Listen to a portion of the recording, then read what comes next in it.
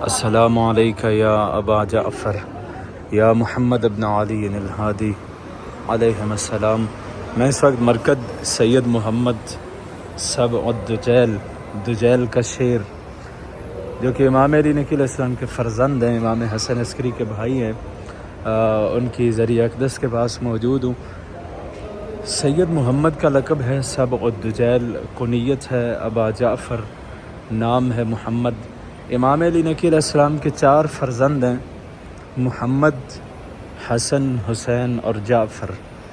محمد یہ جن کے مرکز پہ ابھی ہم بلد شہر میں موجود ہیں، حسن امام حسن عسکری علیہ السلام، حسین جو امام حسن عسکری سے چھوٹے تھے، جعفر جو جعفر تواب کے نام سے مشہور ہیں۔ سامنے سید محمد کی ذریعہ اقدس ہے۔ امام علی نقی علیہ السلام کو جب قید کر کے مدینہ سے سامرا لایا گیا تو امام نے اپنے نائب کے طور پہ سید محمد کو مدینہ میں چھوڑا۔ کچھ عرصے کے بعد اپنے بابا سے ملاقات کرنے کے لیے مدینہ سے سامرا آئے۔ سامرا کچھ عرصہ قیام کیا، اور جب سامرا سے واپس حجاز جا رہے تھے، سامرا سے چلے یہاں بلد میں پہنچے تو رات ہو گئی۔ رات یہاں پہ قیام کیا تو کہا جاتا ہے کہ جو شب سید محمد نے یہاں اس بلد کے اس مقام پہ قیام کیا تو بنی عباس کے کچھ لوگوں نے رات کے کھانے میں سید کو زہر دیا، جس سے ان کی شہادت ہوئی۔ اور جب یہ شہادت کی خبر سامرا میں امام حسن عسکری علیہ السلام تک پہنچی تو امام نے اپنا گریبان چاک کیا، ننگے پاؤں چلتے ہوئے سامرا سے بلد تک آئے۔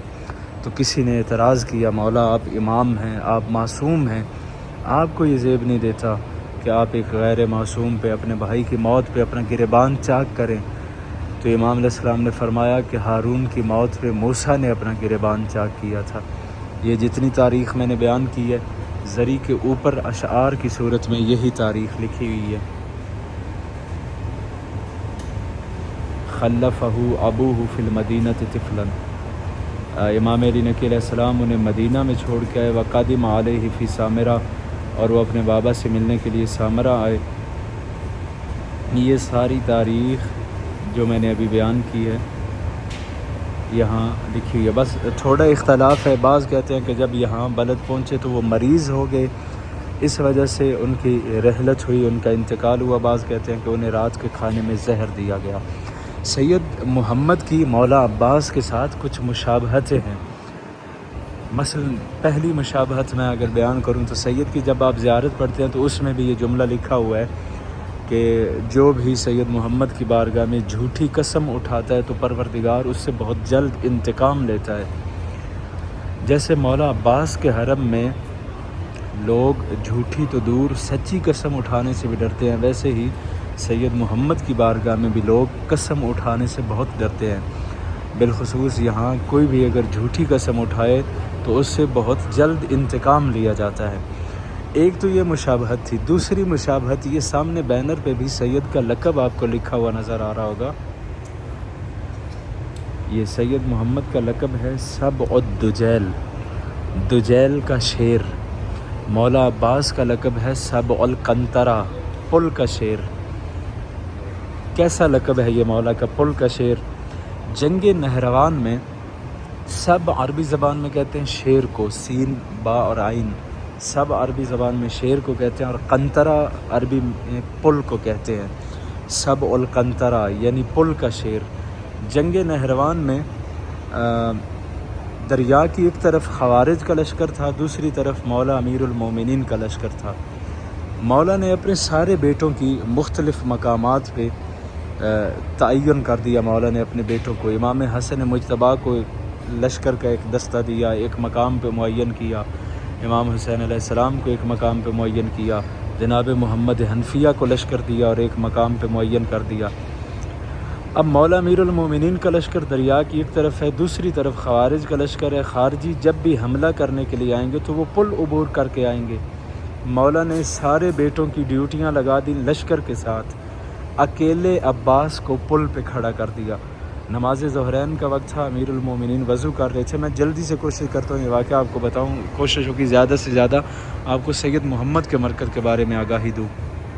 نماز ظہرین کا وقت تھا، امیر المومنین وضو فرما رہے تھے، مولا کے اپنے لشکر کا ایک بندہ دوڑتا ہوا آیا، اس نے کہا یا علی خوارج پل عبور کر کے آگے۔